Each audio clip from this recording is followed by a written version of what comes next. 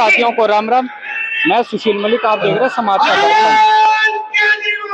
और भाई इधर अपना रैली जो भी भाई आज प्रोग्राम था रामलीला में वो चल रहा है। तो जो आम जनता है जो भाई आए हुए हैं पट्टे बांध के लोगों से मिलने, तो उनसे थोड़ा जानने की कोशिश करेंगे।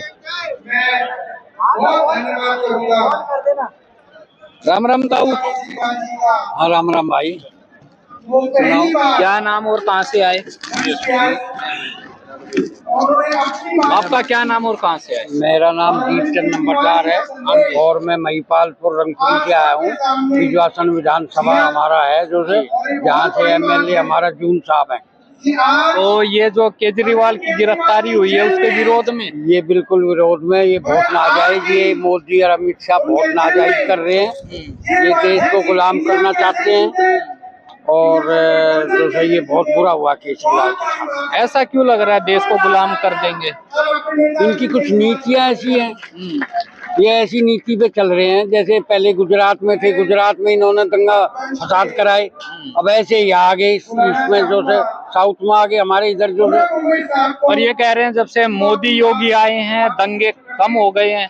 नहीं दंगे कहाँ, हम तो टीवी देखते हैं रोजाना। यूपी में जितने दंगे हो रहे कहीं भी नहीं हो रहे। जितना अन्याय यूपी में हो रहा है, बहनों के साथ, लड़कियों के साथ, औरतों के साथ मारा कुटी एक दूसरे के साथ, ऐसा तो हमने तो कोई वो लग नहीं रहा भाई जो से दंगे नहीं हो रहे। जो ये सब बनावटी बात है, ये सब बनावटी है, सारा मीडिया बिका हुआ है। हम तो जो सब टीवी भी देखना हमने जो सब बंद कर दिया है। अब नहीं देखते क्योंकि हमने नेहरू भी देखा था बेटे मेरे, मैंने नेहरू भी देखा था सन 64 में जी। और बहुत प्रधानमंत्री देखे हमने जो है, चंद्रशेखर, गुजराल वगैरह वगैरह, लेकिन कोई भी ऐसा प्रधानमंत्री हमने नहीं देखा झूठा और फ्रॉड। अच्छा तो आपने तो राजनीति का बहुत लंबा सफर और काफी चीजें देखी। जो इस समय हो रहा है बीजेपी सरकार आने के बाद, मोदी सरकार कहो तो जिस तरह विपक्ष पे ईडी सीबीआई और किसानों पे आंसू गैस बोले, टीयर गैस, ऐसा कुछ माहौल था इससे पहले ऐसा कोई माहौल नहीं था। सब खुश थे, सबको रोजगार मिला था। हमने भी नौकरी आराम से मिल गई थी। मैंने सन 66 में एम्स में ज्वाइन किया था एज LDC, कोई दिक्कत नहीं थी। जो से 40 साल वहाँ आराम से नौकरी। लेकिन अब बड़ा एक बच्चों के रोजगार खत्म हो गए, नौकरी खत्म होगी। अब वो बेचारे हांड रहे इधर से उधर, धक्के खाते, वो कहीं ना कहीं गलत काम करेंगे।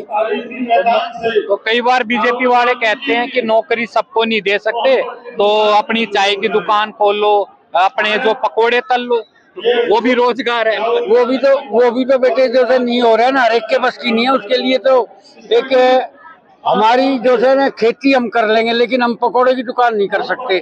आवे ना बनाने वाले फिर हम जो है, हम तो खेती से जुड़े हुए हैं पहले से ही, अंग्रेजों के टाइम से ही। तो हम पकोड़े कैसे बना लेंगे? पकोड़े तो वही पहले वो होता था, हलवाई अलग होते थे, हर काम का मोची अलग होता था, किसान अलग होता था। अब तो सब गधा घोड़ा सब मिक्स कर दिया मोदी अमित शाह ने, सब एक बराबर कर दिया। ऐसे थोड़ा होता है। तो मोदी ने एकता ला दी, एकता ला दी, वो मिक्स कर दिया सब। वो मिक्स सब्जी होती है ना, मिक्स सब्जी कर दी हो। जैसे एक तो अलग सब्जी में स्वाद आता है, एक सब्जी आप लोगे दाल, एक लोगे आप आलू की, एक लोगे दूसरी, और एक लोगे मिक्स। उसमें पता ही ना चले कि हो रहा है कि ना हो रहा है। उसी में पनीर, उसी में करेला, सब कुछ उसी में। तो ये ताऊ हल के निकलेगा। देखो अभी जनता ने जागरूक होना पड़ेगा थोड़ा सा। देखो अपोजिशन बहुत जरूरी है बेटे, हमने देखी है। पहले भी अपोजिशन थी, वाजपेयी के टाइम में भी थी, सब टाइम में थी। लेकिन अब जैसा ये तो अपोजिशन को खत्म करते हुए जा रहा है, प्रजातंत्र को, फिर तो वही जो पाकिस्तान में वहाँ वही राज शुरू कर दो। अब योगी जी कहता है मैं तो ठोक दो किसी को, कोई आओ उसको मारो, साले को गोली।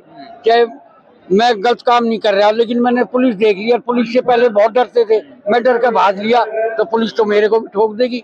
अच्छा बता रहता हूँ, जब से मोदी आए विदेश में डंका बहुत बच गया है।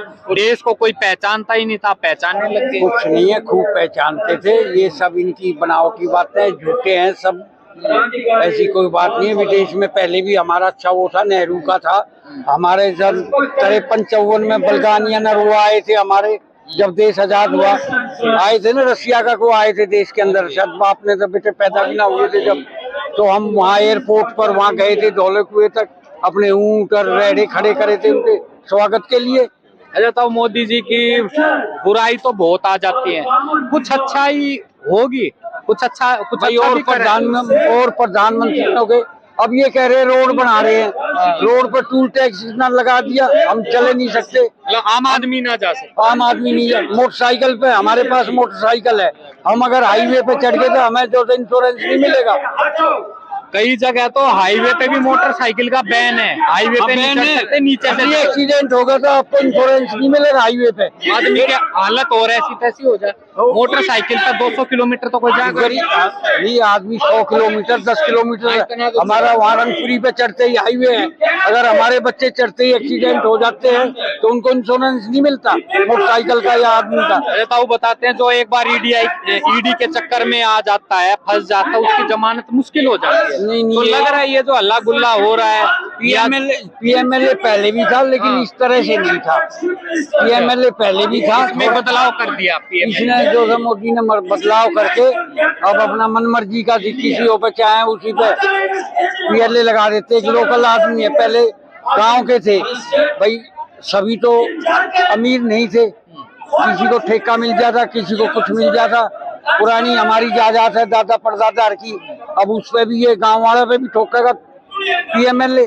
अच्छा, कुछ लोग ऐसे भी कह रहे हैं कि मोदी जी दिल्ली को जीत नहीं पा रहे, उसकी भी कुछ है खुंदकबाजी कि मतलब यहाँ से सीट नहीं निकलती, क्योंकि केजरीवाल 3 बार मुख्यमंत्री बन गए, इससे पहले शीला दीक्षित जी थी, तो बीजेपी को आए लगभग 20-25 साल हो गए हैं, तो ये भी कहीं एक वो है। हाँ, ये पीछे जो है अमित शाह ये खूब घर घर घूम लिए, ये सारे ड्रामेबाज हैं। ये असर ना होया, फिर भी कोई असर नहीं हुआ, घर घर आंडे नहीं आंडे।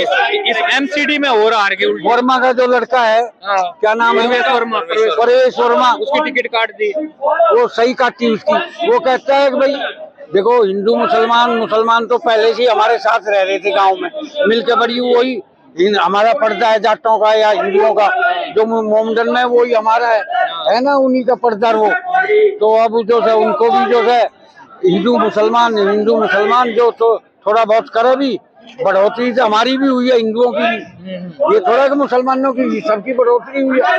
सन 60 में जो है, मैं उस टाइम पर 8वीं में था, जनसंख्या हमारे देश की 30-35 करोड़ थी और चाइना की थी 40-45। वो तो समय के साथ बढ़ती है और वो नौकरी उस टाइम भी तो बढ़ेगी, नौकरी मिलेगी, अब बढ़ेगी तो नौकरी भी मिलनी चाहिए। तो ये जैसे अभी लोकसभा चुनाव होने हैं 25 मई को, बीजेपी पिछली बार 7 सीटें बीजेपी की थी, और अगर राष्ट्रपति शासन लग जाता है, केजरीवाल अंदर है, तो क्या लगता है कि केजरीवाल को और ज्यादा जनता का प्यार मिलेगा या बीजेपी को फायदा होगा? और जनता का प्यार मिल रहा है, अब भी मिल रहा है जनता का प्यार, फिर भी मिलेगा। तो बहुत ज्यादा रिस्पॉन्स आप देख ही रहे हो। आप कहाँ से आए हो भाई? मैं भी रंगपुरी से हूँ। क्या करते हो वैसे? मैं बंद करा दी मोदी ने हमारे जेट एयरलाइंस की।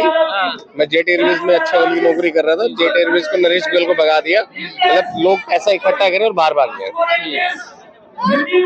तो आने वाले चुनाव में केजरीवाल को देखो सर, ईमानदार व्यक्ति, लोग कहते हैं कि हाँ जी ईमानदार व्यक्ति ने शराब घोटाला, ये घोटाला है, ये कोई इशू कितनी बार छापा पड़ा, कोई मिला प्रूफ?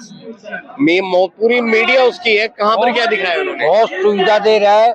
हमारे बिजली के बिल जो था ना, पहले 60-70 हजार रुपए आता था, अब 10-15 हजार रुपए बिजली का बिल आ रहा है। बहुत फायदा हो रहा है हमें, जो मतलब आम जनता के लिए फायदा है, आम जनता के लिए फायदा है।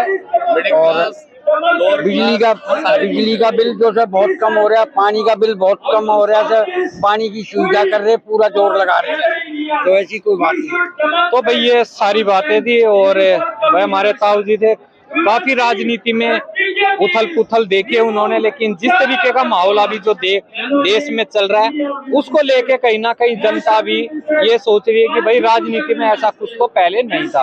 तो आने वाला समय बताएगा भाई, केजरीवाल के लिए भाई मुश्किल भरा रहेगा या फिर उनको भाई जमानत मिल सकती है। तो वीडियो को ज्यादा से ज्यादा शेयर करना, अपनी राय जरूर देना। सभी भाई साथियों मेरी राम राम।